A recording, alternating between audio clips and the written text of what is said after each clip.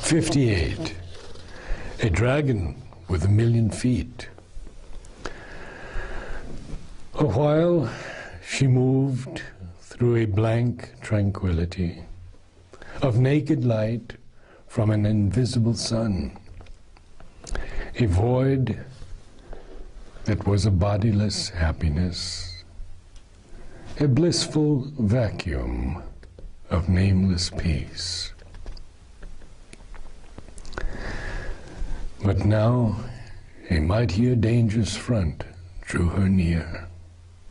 The press of bodily mind, the unconscious brood of aimless thought and will had fallen from her. Approaching loomed a giant head of life, ungoverned by mind or soul, subconscient, vast. It tossed all power into a single drive. It made its power a might of dangerous seas. Into the stillness of her silent self, into the whiteness of its muse of space, a spate, a torrent of the speed of life, broke like a wind-lashed, driven mob of waves, racing on a pale floor of summer sand. It drowned its banks, a mountain of climbing waves. Enormous was its vast and passionate voice. It cried to her listening spirit as it ran, demanding God's submission to chainless force. Into the wideness of her watching self, it brought a grandiose gust of the breath of life. Its torrent carried the world's hopes and fears, all life's, all nature's dissatisfied, hungry cry, and the longing all eternity cannot fill. It called to the mountain secrecies of the soul and the miracle of the never-dying fire. It spoke to some first inexpressible ecstasy, hidden in the creative beat of life. Out of the nether unseen deeps, it tore its lure and magic of disordered bliss. Into earthlight poured its maze of tangled charm and heady draught of nature's primitive joy, and the fire and mystery of forbidden delight. Drunk from the world libido's bottomless well, and the honey-sweet poison wine of lust and death, but dreamed a vintage of the glory of life's gods, and felt as celestial rapture's golden sting.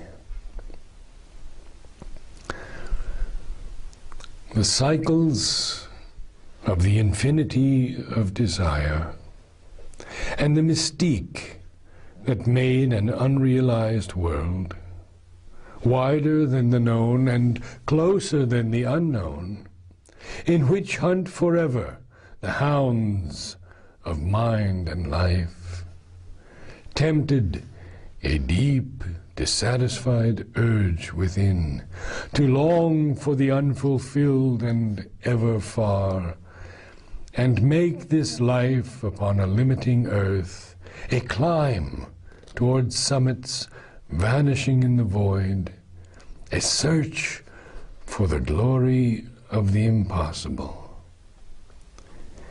It dreamed of that which never has been known. It grasped at that which never has been won. It chased into an Elysian memory the charms that flee from the heart's soon lost delight. The forms that came were not heaven's native births. Its puissance, dangerous and absolute, could mingle poison with the wine of God. On these high shining backs falsehood could ride. Truth lay with delight in error's passionate arms, gliding downstream in a blithe, gilded barge. She edged her ray with a magnificent lie. Here in life's nether realms, all contraries meet. Truth stares and does her works with bandaged eyes, and ignorance is wisdom's patron here. Those galloping hooves in their enthusiast speed could bear to a dangerous intermediate zone where death walks wearing a robe of deathless life. Or they enter the valley of the wandering gleam, whence captives or victims of the specious ray, souls trapped in that region never can escape. Agents, not masters. They serve life's desires, toiling forever in the snare of time.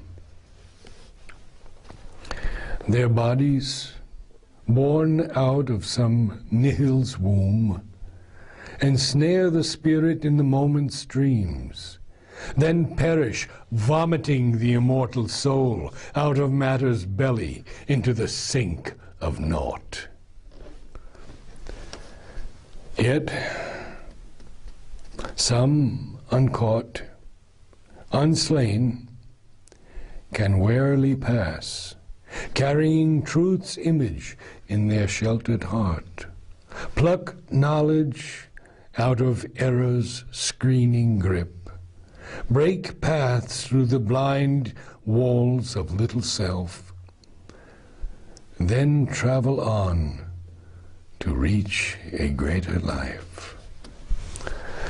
All this streamed past her and seemed to her vision's sight as if around a high and voiceless isle, a clamor of waters from far unknown hills swallowed its narrow banks in crowding waves and made a hungry world of wild white foam.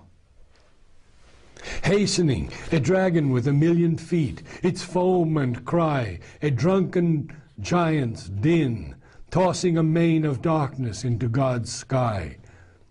It ebbed, receding into a distant roar, then smiled again, a large and tranquil air. Blue heaven, green earth, partners of beauty's reign, lived as of old, companions in happiness, and in the world's heart laughed the joy of life. All now was still.